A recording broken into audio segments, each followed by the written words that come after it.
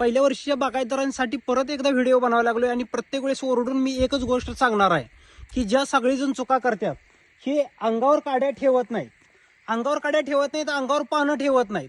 मी ही परत एकदा सांगतो, अंगावर पानं ठेवा. अंगावर 4-4 का होईना पानं पाहिजेतच.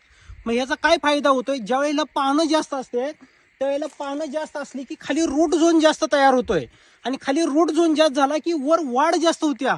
जर समजा झाडावर जर काड्या कमी असल्या, झाडावर जर काड्या कमी असल्या किंवा पानं कमी असली तर रूट झोन चालत नाही. इथं आता रूट झोन बघूया.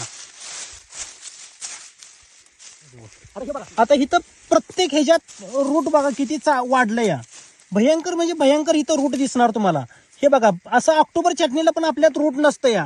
मग हे कशामुळे शक्य आहे? आता इथं प्रत्येक ह्याच्यात जिथं हात लावल तिथं रूट यायला लागलं या.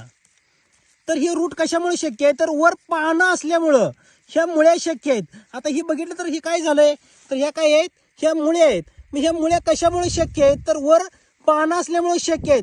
मग तुम्ही एवढं सांगून पण प्रत्येक बागायतदार काय करतोय, पानं ह्या झाडावरची काढायचा प्रयत्न करतोय. तर ही पानं काढू नका, ही पानं जेवढे आहेत तेवढा खाली रूट झोन जास्त आहे. मग अशा पद्धतीने प्रत्येक बागायतदारानं आपल्या बागेचं नियोजन करा आणि आपली बाग ही ह्याच्यापेक्षा प्रत्येकानं सुंदर बनवा. धन्यवाद.